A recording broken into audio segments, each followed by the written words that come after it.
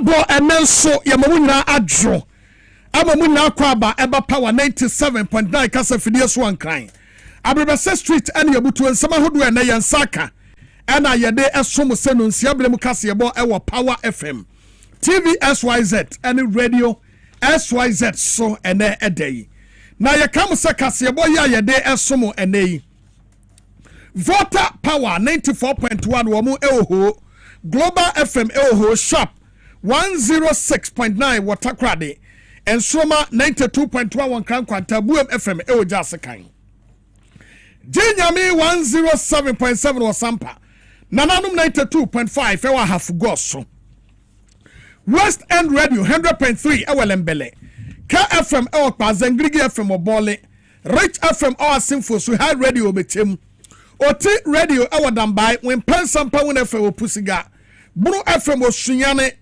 Nananum nyansapo ekutemu ewa Shama Gateway ewa Nkwanta South anapo FM wa Afu Kenya ase Nyinuase Radio ewa Kitikrachi wa mukutemu yade Kasiebo esomone why na Atom local FM asase tre nzema elembele wa mabie mu makrom ho nyina wo bia etie bi ana Vinci Radio ni TV sudu nkwa no film biem ya amanfo etie bi Apple 68 FM ewa Virginia that's Radio Italy Adam Fopa Radio ewa Paris France G-Live Radio ewa UK OPD Radio ewa UK Loud Silence TV Eka TV SYZ wona Kasiebo yeto apete ya kwa bani abetire mu Facebook no ensem de edimu akoten bi Ghana mampeni abedi eche Professor Anajeno Poko Ajemene wodi ato Ghana fo nyina enim se yenya botre maban yakwan ya ene asese ene ne woso mo yema nyina no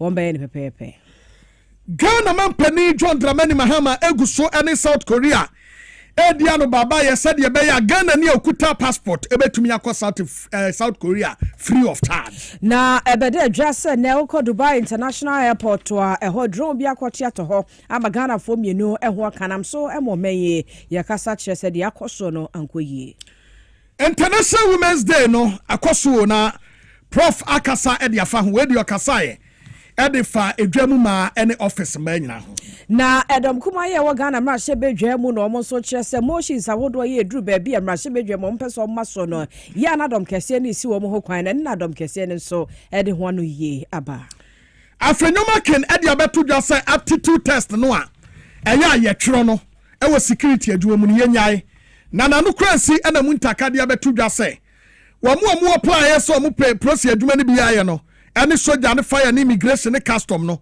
omo ye 105,000 na fifth when put you say 105,000 emu 5,000 per and omo here omo na chese 100,000 ya bregu Abusia ya konsam ne foforo mu akwanche for penny ya wono ne da Parliamentary Education Agency de Radania kwakwa shama ne woni adwumakuo bi akontiase apamo ne nyina ye so asene a omo de bebo omo dwumadi akonkan Abrantia bi yacheno awon Fremantle say nege wakunu wabasim na adekodi ekofa ekum no eba ye no ye bekwa akwahe Adesiba mansem wei ene afoforo pino aka ho anwume ya boa ne nyina no de so mo se no si abremo aka no Kasiebo anwumakuo bi adama wobo ye chidom isim efriamtie no ene oba o se ne nkoto lie se wo kwa pepsim card isim no ene ye yeguso e bon ka ye se ehu hia se tanka bi tofomo a ye nkwa ho se ye kofafa ho ne bi na emom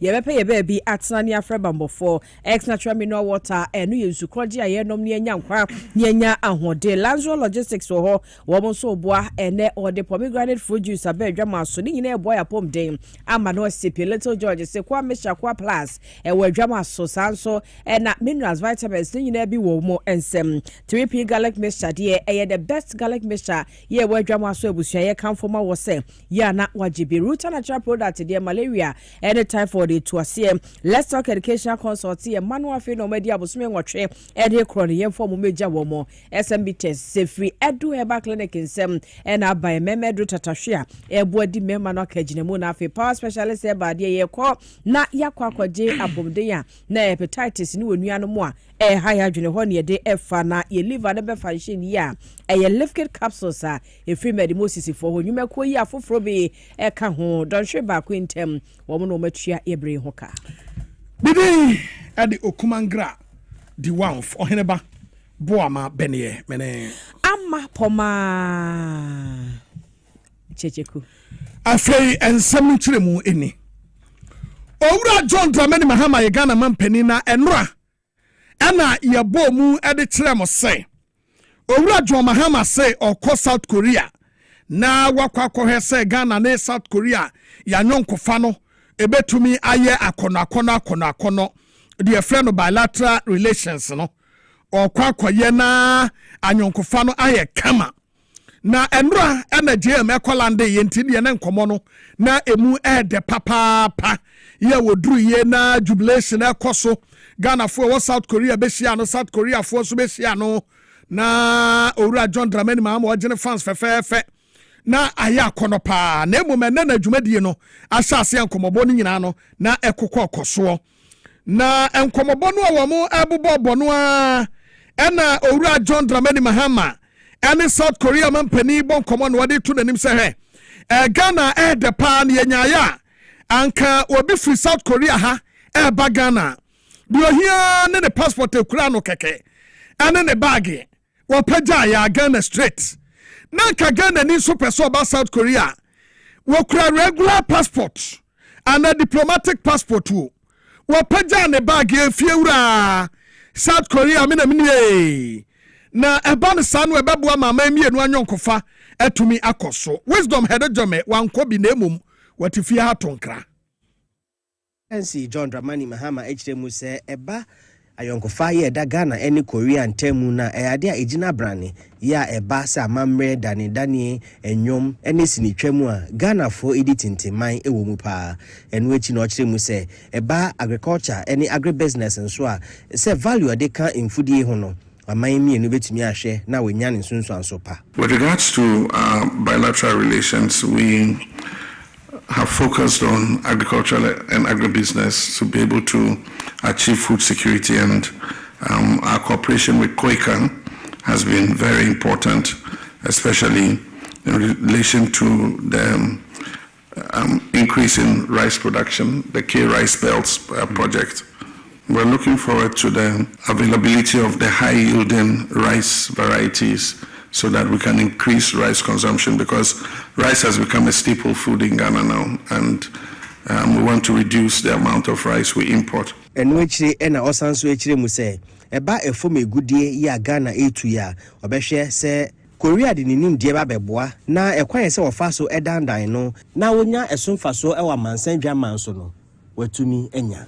Ghana, like other African countries, has a potential for critical minerals, and so currently we're exploiting bauxite, manganese, and gold, and we've discovered vast reserves of lithium and some nickel and other rare minerals.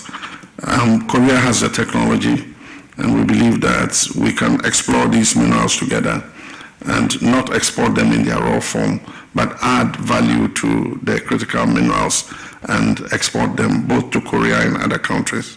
We've had some issues with the production of cocoa, and as a result of that, a few years ago, there was a decline in cocoa production, and this year there's overproduction, and so cocoa doesn't have a stable price, it keeps fluctuating. And so we want to create a situation where we can add more value to the cocoa by producing cocoa liquor, cocoa butter, for export, so that other businesses can go and make it into finished products. Ne krakra eno chire mu se e basic asem nso a eye debt restructuring ya Ghana komu no ebetumi aboa ema Ghana sikasem etumi agina brani. We have successfully restructured our debt, and our economy is back on track. Inflation is low. Our currency has improved, and we're meeting all our debt obligations. And so we're looking forward to accessing the DCF facility once again. We look forward to signing visa waiver agreement with Korea for diplomatic passports and official passports. This will make it easier for exchanges between our two countries. Why I am some Ghana man penny over John Dramani Mahama wade atuga. Na Ghana man penny abedi eche Professor na Jane Opoku Agyeman man penny ni Ghana de won na wo ho ya wo hwe ne oba pro e waso ye hwe Ghana ya kwantempon e na afi atena ya hodo ya wo mo nso e ka ho ne ho na ode atudwa se Ghana fo nya botre abaya wote adwa so ye John Dramani Mahama ene ono ankasa edi animu no behwa ama ya kwan hodo ya atete aprapansa mo siesia kwan no afi miamia hodo bi nso wo se atwa akwan papa to ho e ma Ghana fo fa so ne bo ma akobedi hu nsem so konkan no ne nyina wono behwe e de nsem kaye gwa kwaso na ensemi to dwa no ne amanebofo Accra Kofidakon na odi achi otwaso Omampanyin abedi echiri obimfu na Jane Opoku Agyeman eno de sa desrede etu gwa no se Ghana funya abotre ewa akwan ahoro aban oriyi ede ama won se ne beboa ma akone abedi hu sem betumi akonkan wo Ghana fa na nyina o se yera John Dramani Mahama ni nsem bi obekan se mfihye bi ntem man Ghana ebedan bia ya ebe se yeri akwan yeri yenyuba no ewo se Ghana fo enya abotre ewo se akwan ne so obimfu na Jane Opoku Agyeman de nsem itugwa ewo brea oko adwumaye nsrahwe ewo so ya wo mohwe akwan ene akwantepon hu nsem so. The president himself has explained that the entire country is likened to a construction site, which is what it is. But that is also asking for our patience at another level in our levels of tolerance and ensuring that finally we can get to where we need to be. We are aware that we wanted the roads to be fixed yesterday, not even tomorrow or today. So the pressure will be very high on you. I want to urge that whatever we can do today, let's do it today. If there's a paper in front of us, if there's something we need to push from one space to the other, let's not wait till tomorrow. Enochi o se hu behia se akwan a yenga ye wie na ebi efiase se erise no eno so ye betimi ayensiesie ewo so ne obroni kan se maintenance no ebi. The maintenance, it's not that we don't have maintenance culture. Sometimes we try to be not as careful as we ought to be. So I believe that if that's the case, we can raise that culture up to ensure that whatever we have made huge investments in will last for all of us.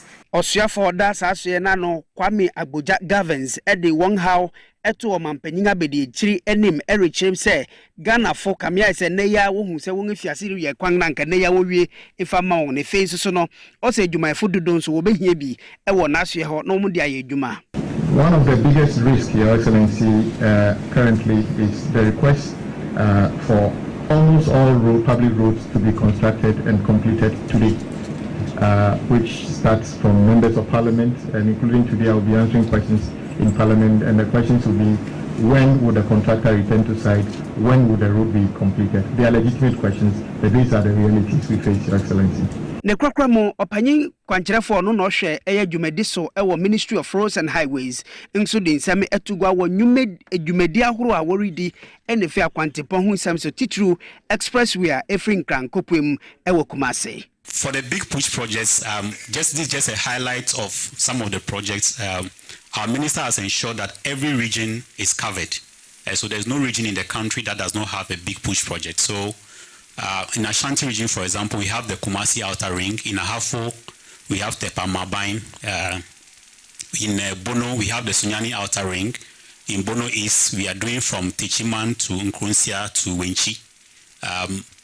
In Central region, we are doing the Winneba to Cape Coast, including the Winneba interchange to resolve the traffic issues along that the N1. In the Eastern region, we are building the Echiaman Bridge, which is a big catalyst to open up the front plains to agribusiness. So this is one of the key projects that we are doing in the Eastern region. Accra Kofidakon, XYZ Kasiebo, Ministry of Roads and Highways, Accra. no pokwa djman eno akiri no ana wode etu dwa we eye enne atre kase mu ya ewo Jubilee House na prof editu dwa se International Women's Day ana ne na wo mo celebrate e ma nyina eda pon kase wabe mampani abede akire na ono so eye obai ene day eye da pon bi e de mano entiene wo mo celebrate ye me ya akono papa na eno anu wode tu dwa se e wo se ye boa ema na perpereye etumi ekoso ensese obi esisi wo ba enkanka ewo nyuma mu workplace na ase ehunahuna ma yesisi wo mo ne nasefo eba no sa emoa kra prof ekasai. Let's also acknowledge that gender inequality persists in leadership, access to opportunities, workplace inclusion, and fair participation in decision making. Overcoming these challenges calls for deliberate, ongoing, and collective efforts. And the theme we have today challenges us to go beyond words and focus on real, measurable actions that promote equity and create supportive environments where women can grow, lead, and succeed.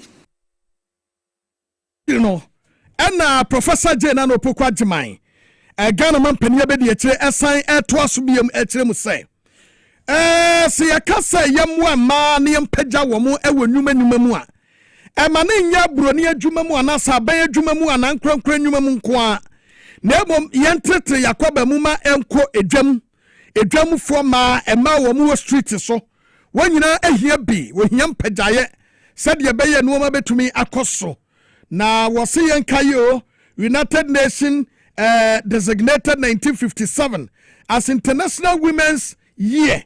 Ya wamudi esi ho na siye nyina yakabom ni atutu nuoma ni atumi bua ma emanso ebeko anim. International Women's Day reminds us that a nation's advancement cannot be separated from the advancement of its women. Across our communities, institutions, and workplaces, women exhibit resilience, innovation, professionalism, and leadership. They are the educators, policy makers, entrepreneurs, caregivers, administrators, and change makers. Their dedication and service contribute to inclusivity, dynamism, and prosperity. As we commemorate this important day, let us remember our shared responsibility to build workplaces where equity, respect, dignity, and opportunity are a reality for every woman. I am some Professor Jane no pokwa djman Ghana man pania be de akire wade tudwa yento ansam no eso na ene o my Ghana ban de atudwa se bibia koso wo Dubai ne importer mo ya wo mususu se ankoyi ntine wo mo asechire ya wo makambe e de atia se de asie ni ntwa ye kura ni na ese nra na enkraba ese drone bi awoso ho baby ama wieche no chese bro no esi so no eben Dubai International Airport no enam so Ghana de hye mienu na mpempre aye kase de wo ma fasa to ye nkyem ni mu ya wo mo epra krata ya Free Ministry of Foreign Affairs ya won mo swafo ye Rasamolo kujeto ablakwa aba no chese wo munyankra edifim penifo ye wo United Arab Emirates ho se ade we na sie wo airport no potem ho ba bia nra ena sie kwa hwe mu ana se Ghana fo mienu sa bre no asem ni si ye no na wo mo wo sa bro no no su bentie kase wo mo ho aka na nsu prempren ade ye de o makọ atanye a ye hwe wo mo se de be ya wo mapom de ho nsem ebetumi akonkan prempre ya de emperifo krata wo de ba ne kyerese ye ntumi nkasa saafo yi wo mu pra wo mepra na bia ano adene dodo de bi prempre ya no wo ho ye ya enche bia no emperifo chanhye ya hodo a wo so de gu akwa mu boa eyi wo mu free baabi a wo mo ewo ema wo matena ya ehodwo no wo betu eho anamo na eno na emprempren ya na Ghana na emusini ya wo United Arab Emirates ho wone ne dom afei Ghana consulate wo no so Dubai ho ene ne ka ho wo nyina nkra ne so ayasabia de Ghana fo ekoto ye no wo mo akọ hwe wo mo na wo mo hyebo se emwa bia ya wo no behia na sabre ene Ghana de hye ya ka wo mo so nkrofo ama so titi ne Dubai ne portable wo behia na sabre ya no wo mo hwe se wo mo de begu akwan so de enti ansebi ama wo mo de o manu atom bi kra se Ghana ni de hye bia wo ba bia wo se ebo ne ho ban eno nti se ebekwa akọ wi achi ne bia obi agro bia wo di na obi ade bia wo ye ede how be bade na se enye bibia wo se nyina no yesoso so nti prempre aye kase de wo mo bo ya no ba ese Ghana fo ye wo Dubai ya wo mo ho kan ye nra e wo de si ye ne mo no wo mo ho ye na eho amane bo ene ngita odi bia ka bia no wo no behwe de agugu akwa so de sese Ghana fo ye hunu ne hihye ya ye de bo wo mo ho ban fam nso no empanifo kya wo mo di mo amane bo ebeba abesom ye ye bo mra mu ni akwakwate sankomo edi afiri ho a edom kuma wo mra hye badwafie na no difo eye Alexander Afenyomakin ede atudwa se sa enso ha bia ye frɛ no eye artificial intelligence based aptitude test ya nansen won wo peso ko immigration police fire service immigration ne nasefo ni nyina no wo kwaye kokotwere ye no wo pani kwankyerefo ede atudwa se sa de nkra ye ntwam na emwa emfaso bi ye ni so se obi a wo peprosi akoye so cultural aptitude test wa bra sanso he no a wo kwa akotwere no wo wie no okoprosi adwuma ni mu a wo nhia ho adwuma ba bia ade no nipa no etuo ene am Roberts no okosua che ne se obi adi bone wo okosua ne che adwuma no ano no obi a wo kodumja yeso cultural aptitude test obi a okotena boda so na obi di nuoma atwamu a wagene cats ya na nse yakote wo mu yo mo jejeje cat bafu makas maku dumienu ewura tankwa wabla ya ni obi yakoje bribe nso aptitude test efrihen wachasa sanso hedi nyina yentwam na wode sansam we di tudwa ene ewo mrase badwafie ene wode tudwa se wei emwa Ghana kwan bia so yentie nsema wode tudwa ne bi. Mr. Speaker, the truth is that the recruitment into police, fire, prisons, immigration is becoming problematic. Mr. Speaker, these unemployed youths, they go to the center, they say you are supposed to go through aptitude test, you get under the system and you are locked out. The question, somebody told me, he was asked the question, what is the size of a basketball court? You want to go to police, then you have to answer a question. The AI system that has been deployed must be customized and to ask relevant questions. It cannot be generalized. It's AI, so you are asking general questions. Mr. Speaker, the military did something good. They created a system where people entered to write the aptitude test direct. Mr. Speaker, if it is possible, the system should be changed to enable our boys and girls who are even not educated on ICT to write it manually, so that a proper system is put in place which will allow them to go into the AI space. I am for AI. I am for IT. Beyond this, we may have to even look at the number of people who have bought forms and have gone through all this hell, and whether there is a way that if they don't get the opportunity, they get their monies refunded. If they cannot refund, then there must be a system to move them next year. Yes, Mr. Speaker, a system of, because over 250,000 people have bought forms, 90,000 plus going through aptitude tests, and we are being told only 5,000 will be taken. All those revenues, monies, Mr. Speaker, it is us, they come to us. So that is a secondary issue.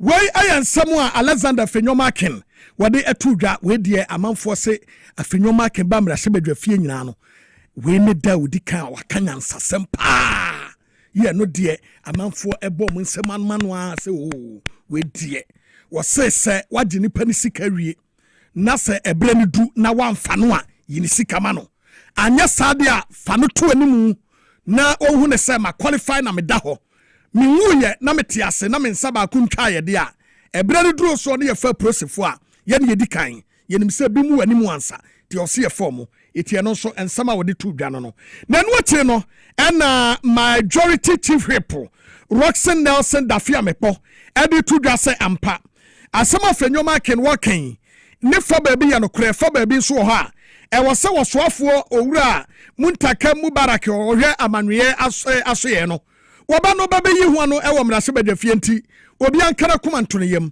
na Muntaka beba no wo ba be yi no. Speaker, let me say that I share in the concerns, the pressure on MPs. As we sit here, our phones are beaming with messages about disqualification. And so let me assure the House and the entire nation that the minister responsible for the interior, especially in respect of the services that fall under his supervision, is taking steps to address the issues. So he's slated sometime to come meet members of both sides to iron out the matters. And I'm sure that the minority chief whip will be reaching out to the other side regarding a convenient time for the minister to come meet them.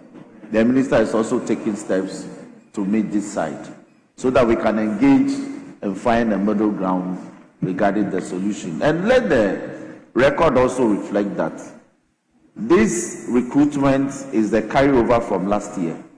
It will not be the last. That is why everybody is asking for a more reasonable, forward-looking process, so that going forward,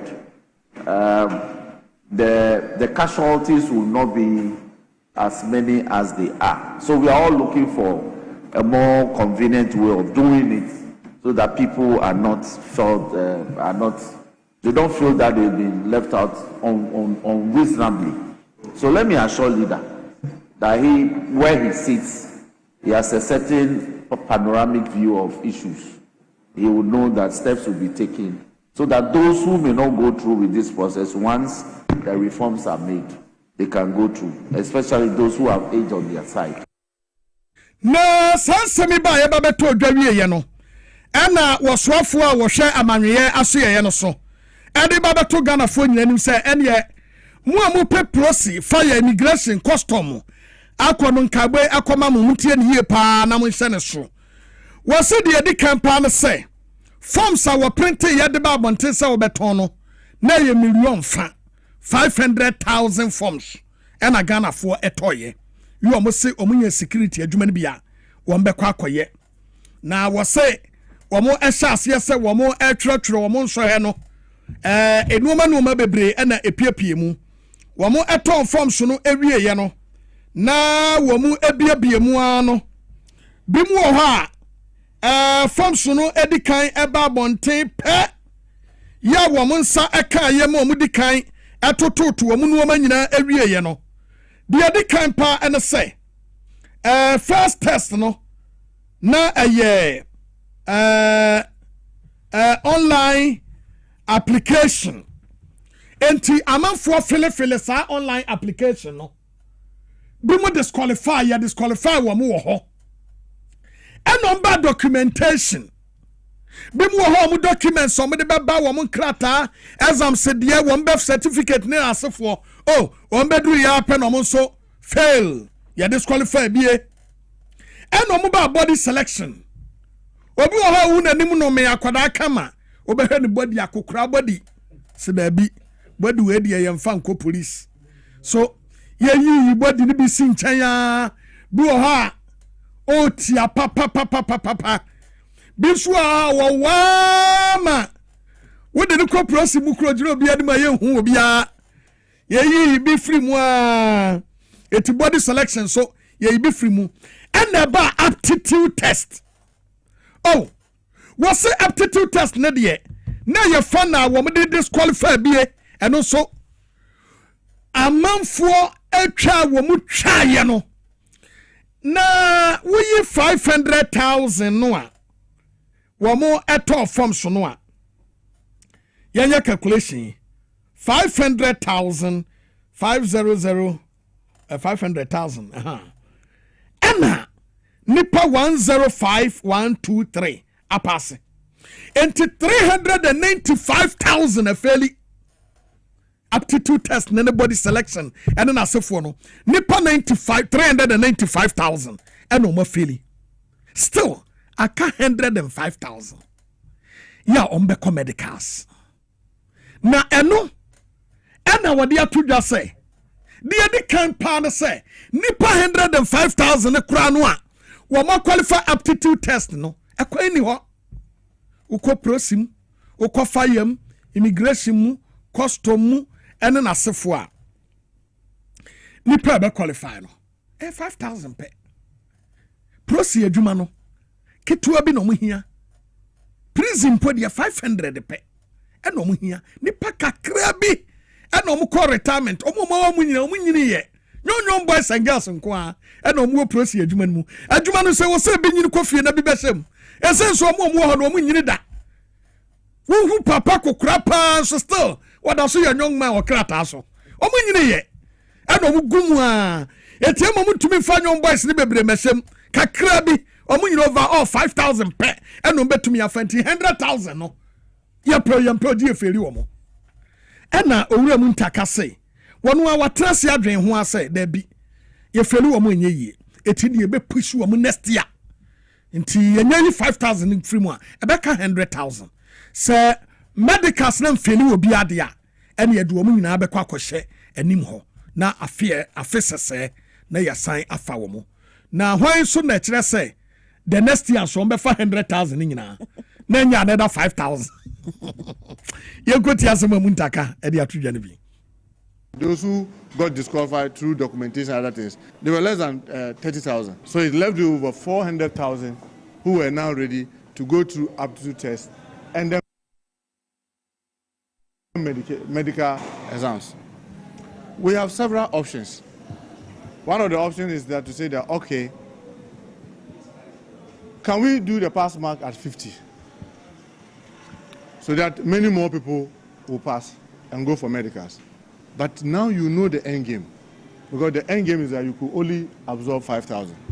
So if you do that, are you fair to the average Ghanaian? Because remember, all these stages, apart from buying the voucher to be able to apply, body selection didn't require payment.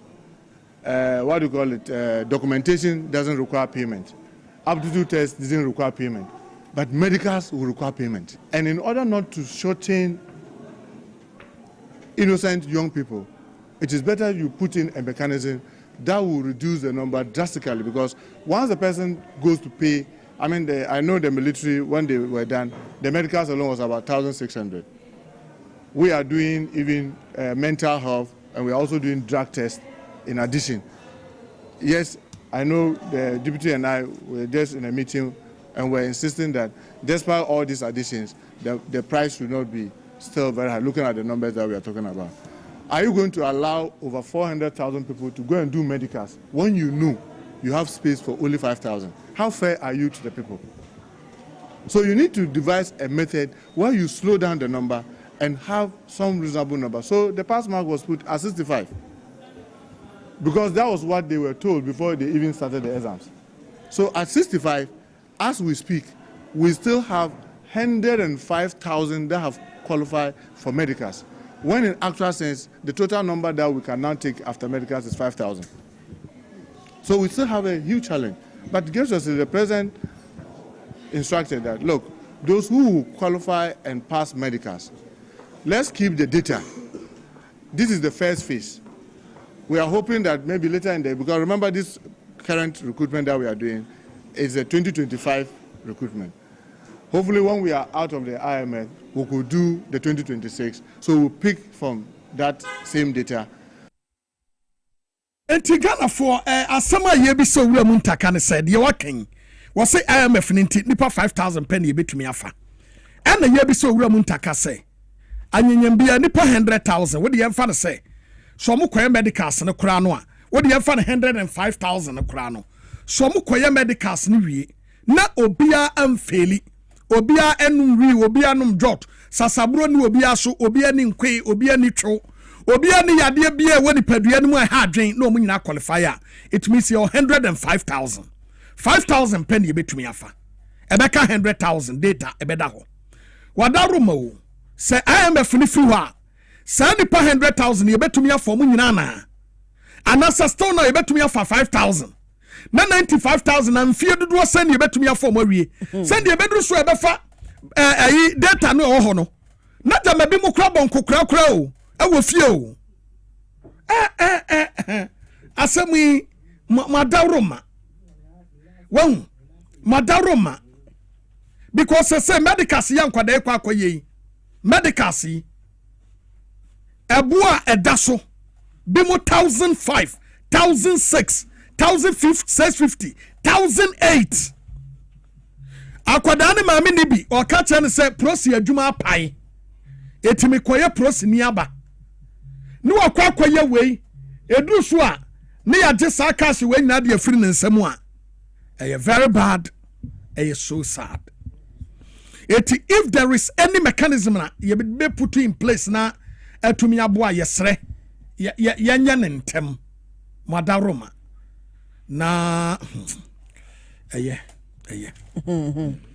because say was so me who say bia capacity a ebia ye hia nkasa ye betumi afani ba because of IMF program ninti ne ye fa ne sei no sa de no amani pa na assurance say okay ene ade ne si June ya na chesem si ye wie ne ye free mu ana anya ne sa ho a enti no say we ye 2025 recruitment ne ya ye na 5,000 penny betumi afa 2026 die na he ne befa said the bayan crofo benya hotoso so okay ne se menyam this time kra na next batch no mehim so hu na no so aboa because so ka che ni pare say wa qualify na che o ka che say wa qualify na chi no 5,000 wa anka na no kra no question o hene ben crofo so be bisa ne say okay yemfa ne say 105 yin na say the kan o ma qualify a criteria ben ye de be select 5,000 no e free mu e de o ma ko because see medical na the last point enti ye wie no na so mu nyina mpo qualify a criteria be dey be select 5,000 no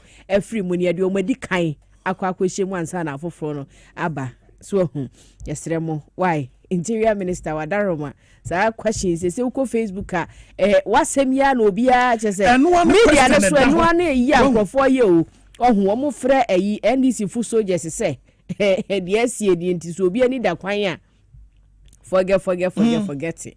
Esa so dia na hadwene boys to aba ma mo said ye mo ba eniema bi mo ba ye o kane no ka be hu a 2 weeks bi abekọ na ye training ye top forms ne hwe but say ya bi mo ato dia na wo so mo so nya kwanya na wo mo ekobi enim se mbe ye right mo nya sa hadwene ne say woni me say 5,000 ye betumi afa ukoton forms 500,000 ye dey anye eno so ye another question say nipa 5,000 pen ni why ye betumi dia fa nipa dodo enti ade na one ton forms 10,000 pen ene otwa mienu gu mienu aka nipa no koro koto forms na so ayema ana say ya ton wie wan kontem nti aye late na ukoton forms 500,000 wa bra woni mpefe say nipa 5,000 pen na ohia mo mo etu koton forms 500,000 ede ye den ebra mo mabra bi ni wonim say aptitude test ye omotwere yanye won krase bi wo ha ji wo furu cafe ba bi ba internet cafe na say ohene nya ba bia internet ye adwuma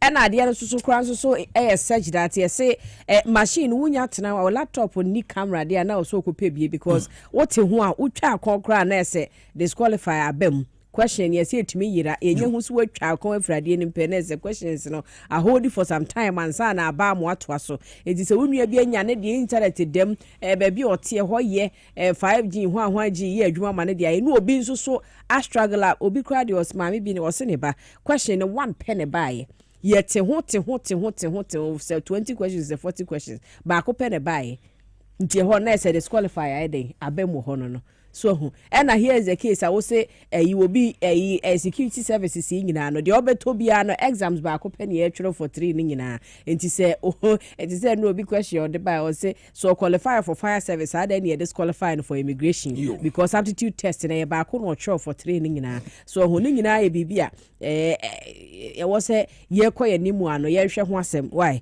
na eno so amfa pressure bibia ma na ye begina organa mra hye bedwafie ho a minority leader Alexander afanyo makini ya no wakasa wose emahye bedwa mu no e kamia ko ese edom kase no wo mo wododo na wo mo ye yinti no o ye na bia mo hye bi no mpeso mo de betumpe a na wo ma bebu dia fa wo mo so mo ho akwanya kra e ma wo mo nye wo madwuma sede e wo se wo mo eye no several motions there's emotions na hodo pi ya minority no wo mo file ye nyina no ye kase de nyade a yakọ ho kra esanse edom kese no wo mo na wo numbers no mo na wododo nti ye pe no wo mo peso wo mo fa ho de betumu a ye si hey ye mama ho kwan ene ade na dwumadie bi koso ehọ na Ewa Alexander afanyo makin wo kasa wo de sanse mitudwa. The first was a preliminary objection by the majority leader, and when we filed an appeal, though the appeal motion was allowed, but the debate is still in abeyance. The motion was moved, seconded, and one contributor was taken. It's been 8 months. It always appears on the other paper. We are unable to take it. Why?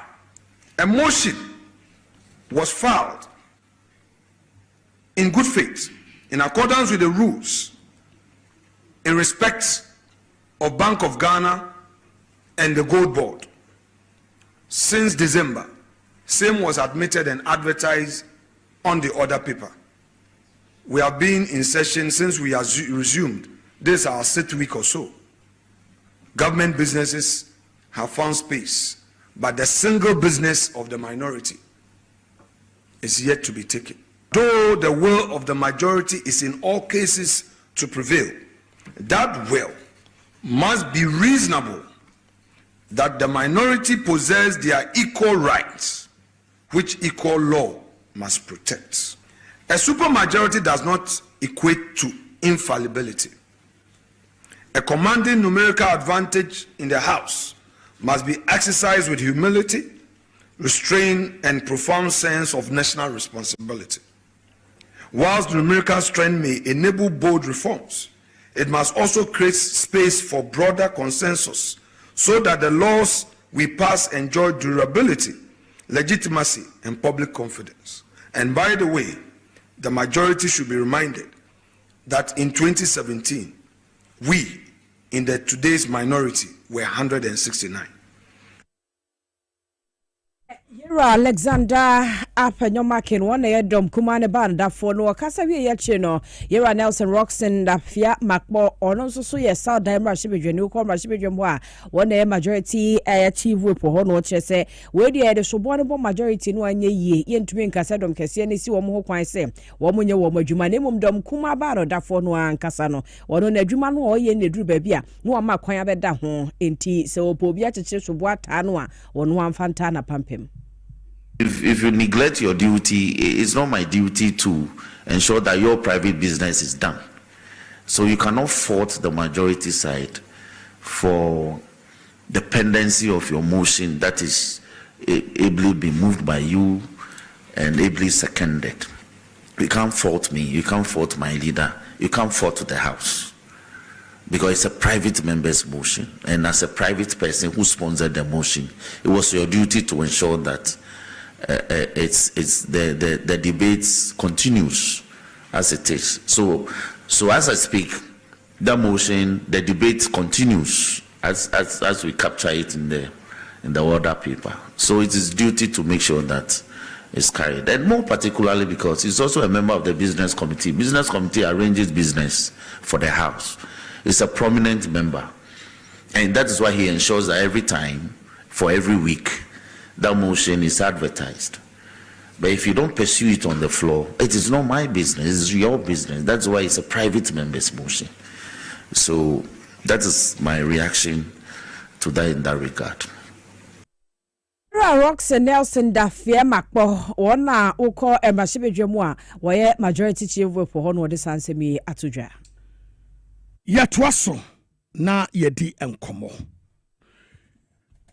abranteɛ bi a wanya 25 years mfie adununum ne din a yɛta ade frɛ no ɛyɛ walahi na wɔte gye kurodua ya ɛno no ɛwɔ awutu nya west abatom pesua so finfi mantem central region ka so mpotem ho baabi na abranteɛ yɛnya ne nteɛ sɛ wadada akatesia bi asɔne na twempena o sɛ ni nua o sɛ dan o wadada no bi mo ta kasa ne girlfriend ɛna wɔde no akɔkɔwura enwura bi mu na wɔtwa ne ti na firi so ɛna ne nofo no wɔtwa one side enso afiri hɔ ɛhwɛmu tia sɛ gyama ne kuma na kosu kuma no kra no watu anu nso afiri hɔ na kyerɛ sɛ spare parts ne deɛ wa move bi paa ɛma aprosifoɔ akye no na asɛm ne kyerɛ mu na nkasa no Alex Donko ɛna ɔbɔ anan na wɔse wɔne abrante bi yɛfrɛ no Isaac Boaten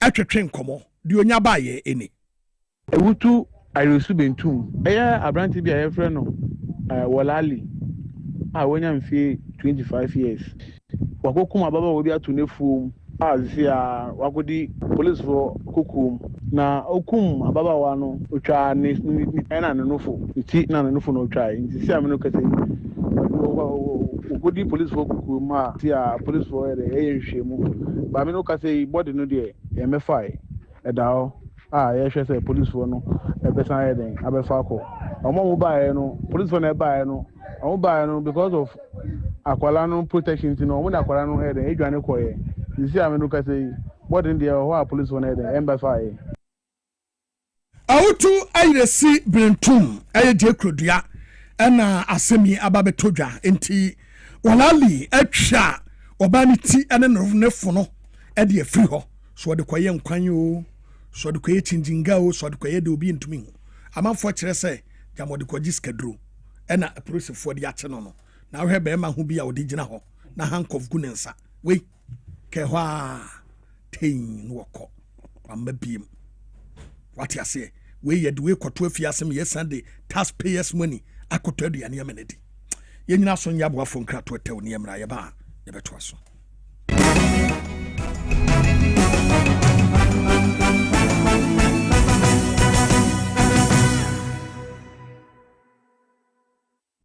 na ɛdeɛ na ayɛ wo bɛyi a ɔda fɔm asɔ ne yɛfunu mu emunumuni oh Mr. Entry ɛyɛ also yare ya tete be benfie pii nanso ne yam nnwo no da sɛ me kyerɛ no ahodo amato a me hunu hwe a ɛbɛyɛ nwanwa menyi ni sɛ water also tamfo Haxa capsules any Haxa mixture yɛno mbom kotia also no bia ma no anom anka ne ho atɔ no dadaada also dro de ɛno a ne Haxa capsules any Haxa mixture akom ne nkyerɛmu also yɛkura ɛtɔ yɛfunu ɛne ensunu mu etuma wo yɛfunu ɛkeka wa wogyere wo ho a ɛnye also etumi ɛma wo yɛ checko ɛbra wadidi awie so how ɛyɛ also de a kɔpɛ Haxa capsules any Haxa mixture nanom bom na ho ɛbɛtɔ pedudu atu a kɔ Okanshi Drug Lane Kumasi Dani Herbal Takradi AA Mensa Anafre 02038228855 apinfo abatan a woma won mofra no fo ene mofra woni mfie dumienu enka ho Haxa capsules ene ne mixture also tamfo ɛde agye adwadie nkrato yi atom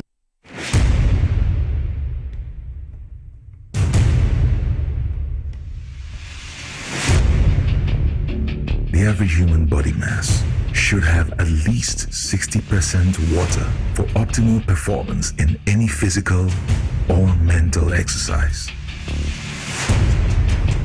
We can help you maintain it naturally.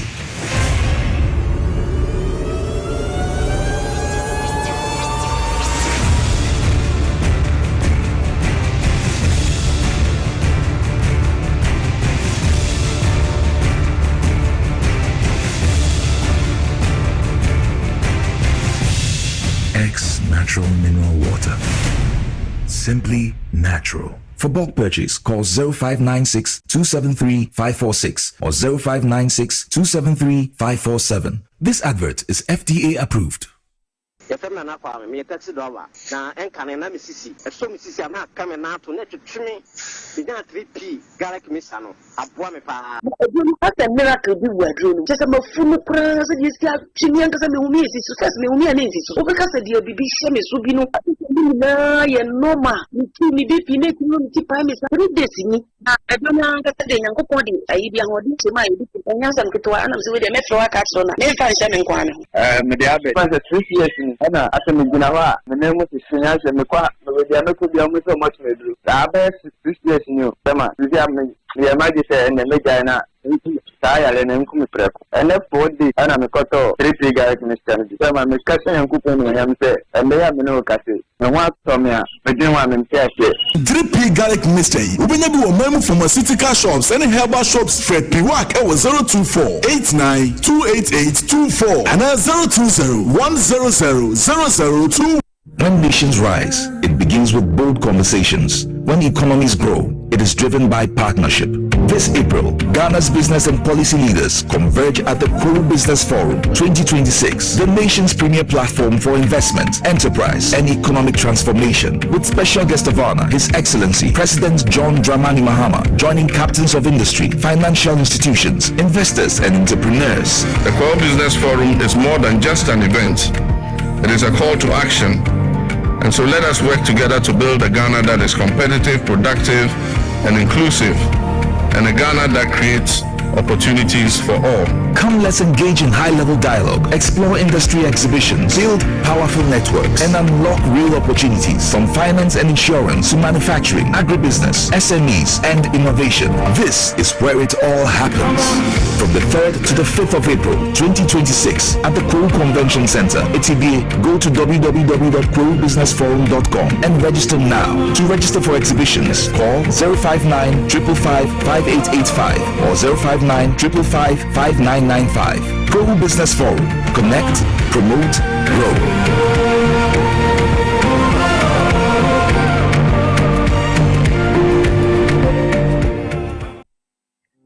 Hello Ghana, payday is here. Stand a chance to win instant cash prizes on Review Scratch for Win, up to 100,000 Ghana cedis to be won today. Get ready to play Review Scratch for Win to win big on TV XYZ. Stop scrolling and start winning. It's simple. Dial *850*6# on all networks. Choose your card type and select your lucky card for a chance to win big.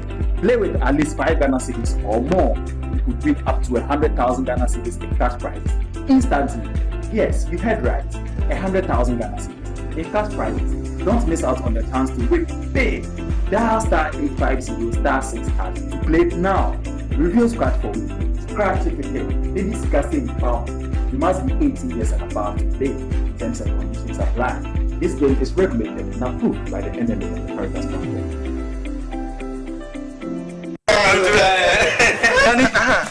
Mese me nananu aguru basa abi brabro tibedo imlenu na ma premaye hojo. As for me, I take very good care of my grandkids. Ye diagro na yesa edu maybe krana me bano timide omo be gumi so weekend no. Hey, memre I don't think I'm catch you say ya no medi garlic capsules. Poso na ebesi so kama.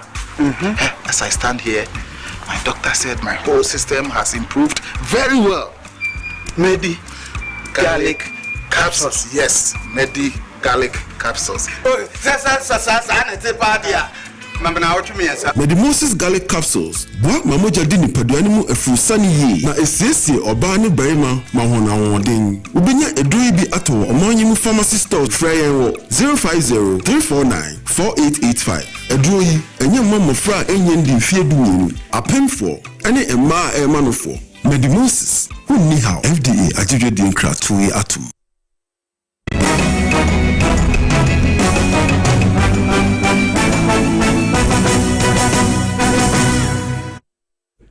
Yarma say mama kwa ba yemfa aseda emudro emfama MTN or say everywhere you go.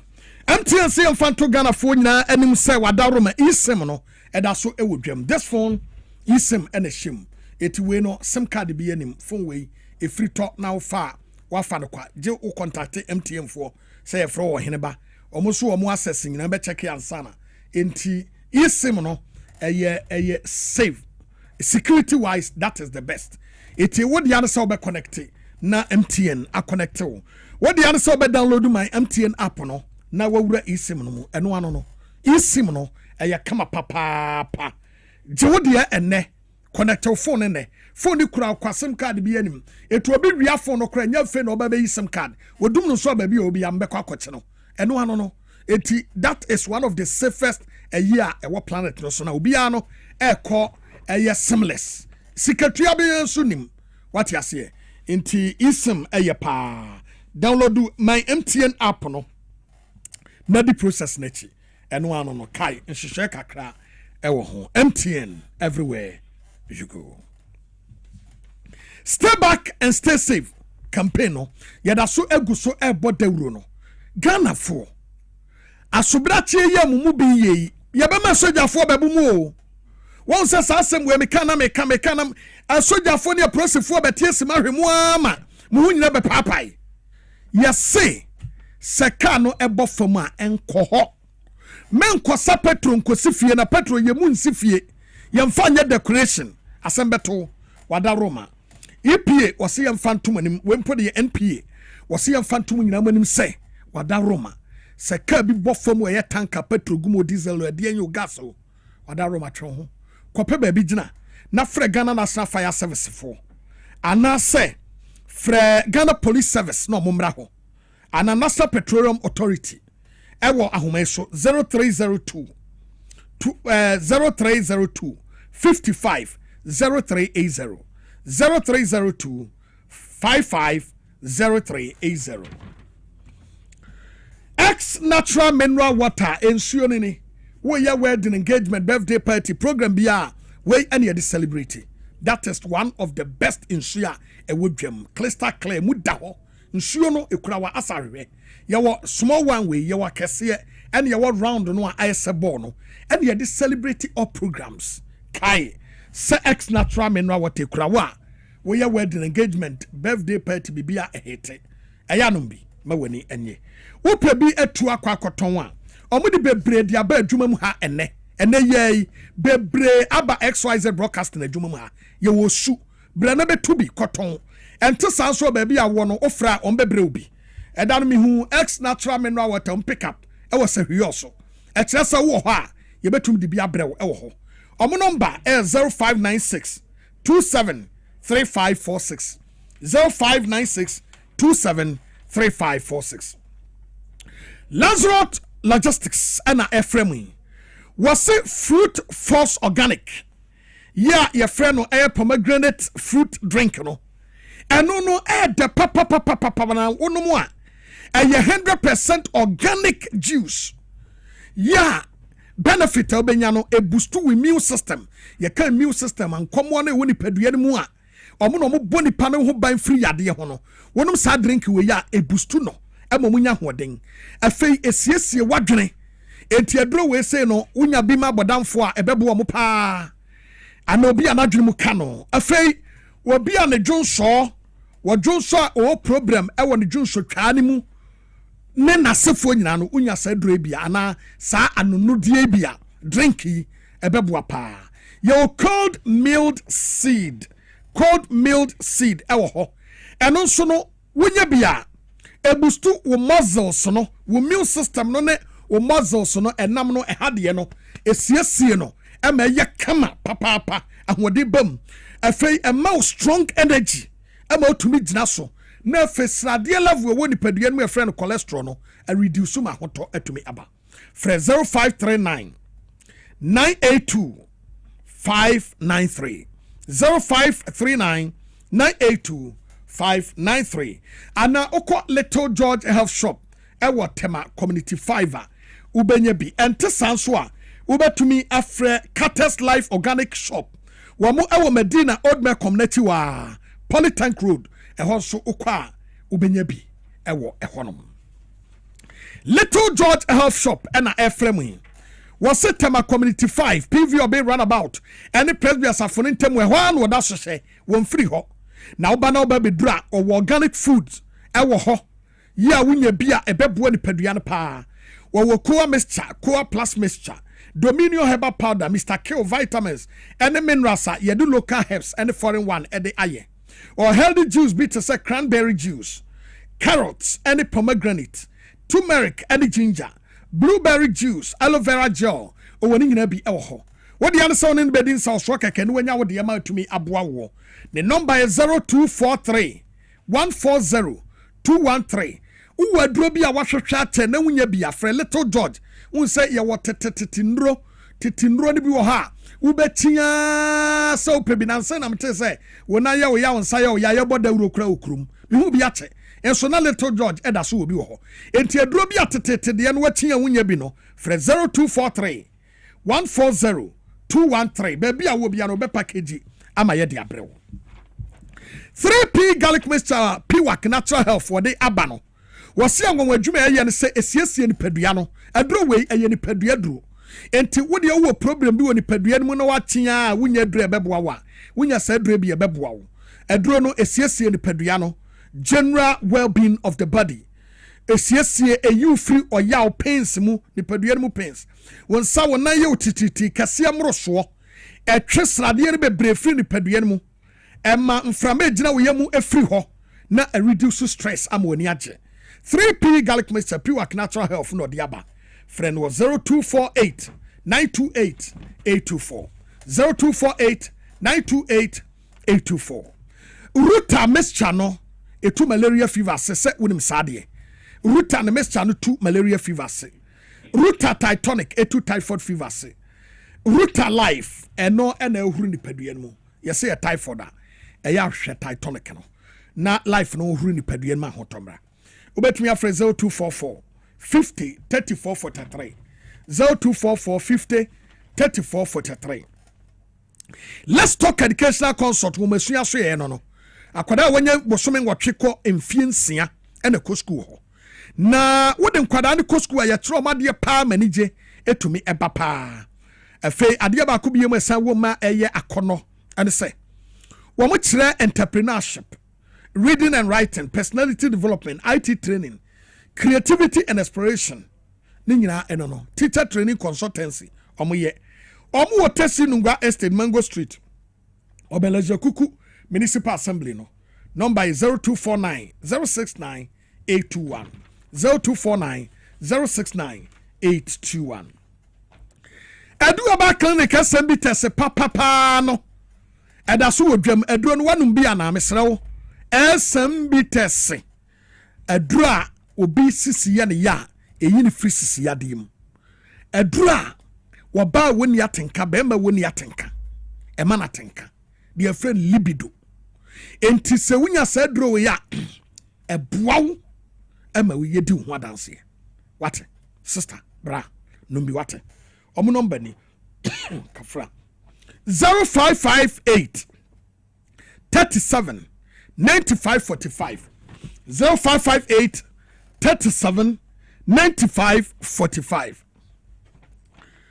When some Moses or the lift kit capsules at the aba. Now will be a will liver ya dear. Yes, will liver waka problem about liver one. Per lift kit the dear be no money into me and cosso. A drone very nice and what you wumpa. A bolivar home buying. Baby a todd will be an obo benya biasa say 100% natural. For 0244 068 447 0244 068 447. Finally, Power Specialist Seba Hospital. Mami Beatrice Kosuya de ya or the Adria friend Jirka bedroom. Jirka Jiria Memedru. A drono, interior friend Jirka Biwe. A drone ya member drop one mamma, a ya mememu. Bema, what druni, a yanum. Sister Toby Koma Ukuna now boy. Na one num Jirka Jiri. Nan hotonwa. Obe sharp now mwoni ajwate. Hebaten Mr. Bustu immune system no. Iti pesa droni binom. Na nije betumi akosoma nso afili. Obetumi afre 0244 544422. 0244 544422. Kasiebo yi na wiye ye esi eno ani. adesima ma ye gina so na yada mwase anwumre ene mwadwenje bebre no aba mo fa nche se brenti entumi amoboso amfa ma mo bi se sojafo no eyi omone British fo nkasa no mo kra wo mo pedom nti se Ghana mpe wo mo a mampani John Dramani Mahama sesa wo mo kɔ hɔ why ai no mo nkɔ bua bi ne nyina ye mwadwenje ne bi e ba ye no yeda team ne nyina ase for fabia afi Fred Green Agnes na afi Richard wo mo nyina bochidom wo newsroom team no aka wachi na adwa kwachewa si ene wo mo aka nyina so bua bi ye mfa sida ne bi nkɔ MC a director Rafi di wo manim wo hɔ sanso na camera crew osofo wo ha afi Willy wo ha na Kofi the man enso haliziti go makeup kama aboafo wo Radio XYZ Power 979 FM en wo mo makaka ho nyina nso yeda mo nyina se enwumere mo asomfo me ama poma checheku mene okumangra di wanf oheneba boama benye yeda mo nyina se enwumere